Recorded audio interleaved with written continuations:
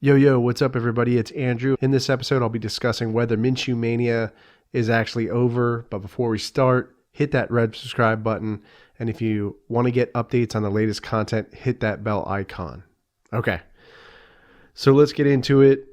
Is Minshew Mania actually over? I think it is, unfortunately. The last two games of the season, 2020 season, Mike Glennon got the start over Gardner Minshew. And I think this is for a few reasons. One, I think the Jaguars wanted to tank, so they just thought the best chance to lose those games was putting Mike Glennon in there, because I think Minshew probably could have won maybe one or two of those games. But, I think the bottom line is the fans gave up on Minshew. I mean, I can't say it any other way. It's just unfortunate. And I think Jacksonville Jaguars fans really just want to win now. They want immediate gratification. They don't want to allow Gardner Minshew to develop. And they just want to go for Trevor Lawrence. They've fallen again for this tank for Trevor movement. And everybody's saying that the whole Gardner Minshew, Minshew Mania was a marketing ploy. Oh, he's wearing jorts. He's got a mustache. He wears a headband. It's all just marketing. He was never good. Come on, guys. Jacksonville Jaguars fans need a pair of glasses and a seeing eye dog, because Gardner Minshew has always been doing those things. He did those things at Washington State. He had the mustache, he had the headband, he had the jorts. This isn't something new. So when he came to Jacksonville, he was already doing that stuff. So stop saying that it's a marketing ploy or some conspiracy created by the Jaguars organization to fool us fans into believing that he was a good quarterback. No, he's a good quarterback. He was 5th runner-up for the Heisman before he got drafted by the Jaguars and came into a terrible situation. Nick Foles, quarterback we're paying $85 million, gets taken out of the first game against the Chiefs, broken clavicle. So he comes in there and he makes the game competitive, plays pretty well, and leads the team to some wins. But, fans have just turned on him. They want something else. They want to win now. And when you look at the numbers, you look at the stats. Let's look at Gardner Minshew's career stats.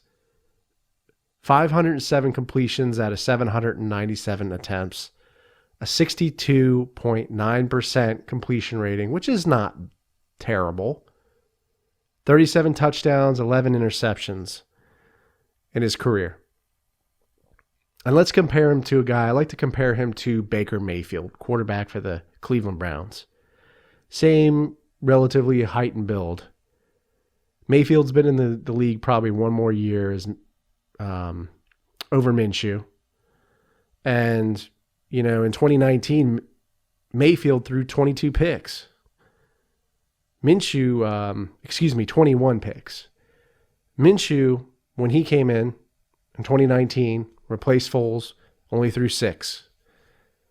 And I don't know, guys. I just think he's better than everybody's leading on. I think you look at Minshew's QBR in 2019. I believe it was around 49%. It improved this year. It was 52.2%. He had a great game against Indianapolis. I think he had one incompletion. He's like 21 for 22. And then in the Titans game, he played really well, and it just seems like it all kind of fell apart. And I think it was because of the injury. I think it was because of the hand injury.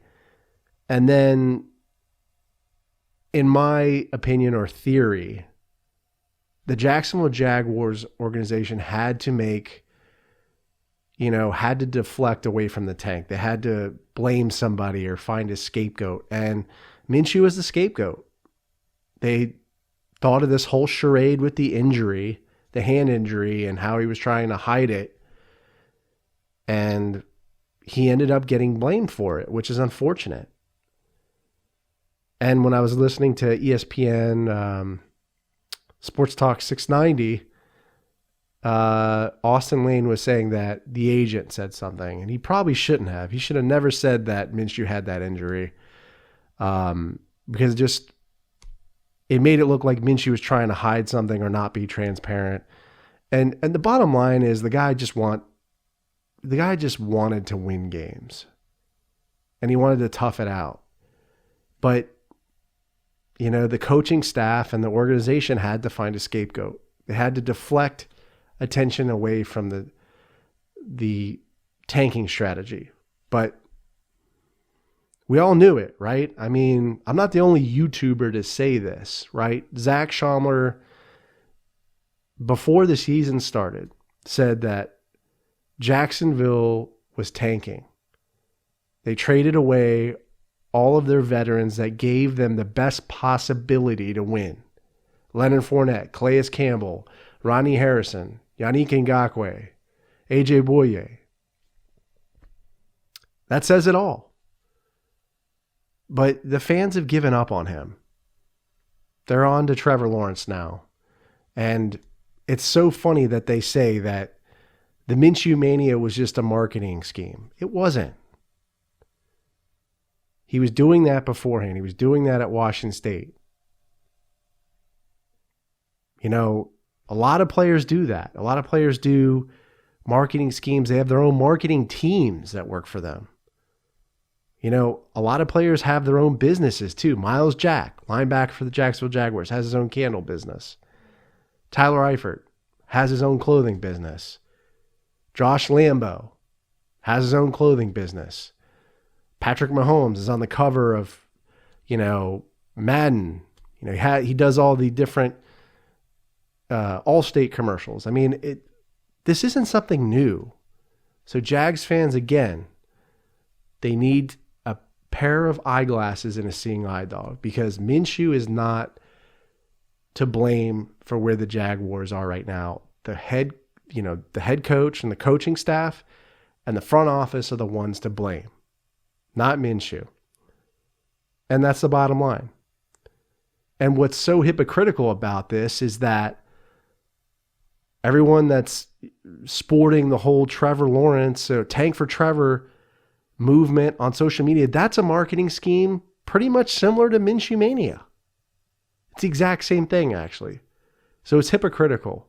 I think the bottom line is there's a lot of players, there's a lot of fans, rather, that want the next big thing. They want the next shiny thing that looks cool and, that'll get us fantasy points. There's a lot of fantasy players out there that want Trevor Lawrence. People just want something exciting and they think that Trevor Lawrence is going to attract a lot of attention and is going to miraculously attract a great head coach that's going to fix it all for us. And let me tell you right now, quarterbacks, again, take on average 3 to 4 years to develop, and there are exceptions to that rule. Patrick Mahomes and Lamar Jackson, and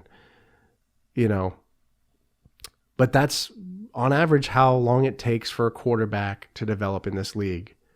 And Trevor Lawrence is going to need some time, and he may surprise everybody. He may have a great first year. I'm not discounting that or denying that. That may happen. It may not, but be prepared for that to not happen. It's better to set your expectations at a certain level, because you might be disappointed. And I think a lot of Jaguars fans may be disappointed with Trevor Lawrence because he may not be in the right system next year or have the right head coach. There's a lot of things that depend on or make a quarterback successful in the NFL. Offensive line, coaching staff, and system. Being able to read defense, and then obviously having the physical characteristics and the mechanics. And some of those are fixable and coachable. And, mechanics, they're not everything, but, they play a part. And I think Gardner Minshew, if he had the time to develop, could be a great quarterback. I still believe he could be a franchise quarterback. And I think the Jaguars are going to do something stupid. They're going to trade him out of there, or I don't know. I hope they keep him just because if Trevor Lawrence pulls a Joe Burrow and he gets, hit from the blind side or gets taken out for the season, has a season-ending injury, the Jaguars are going to be in deep trouble, man.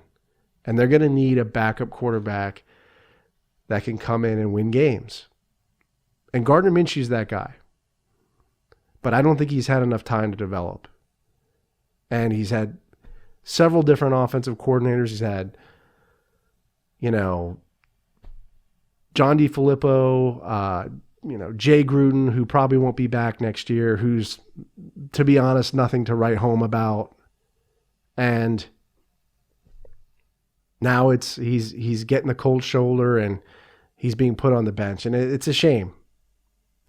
And it's funny, when you look at the Jaguars' histories with quarterbacks, Blake Bortles, who was believe he was a number 1 draft pick or a first-round draft pick out of UCF.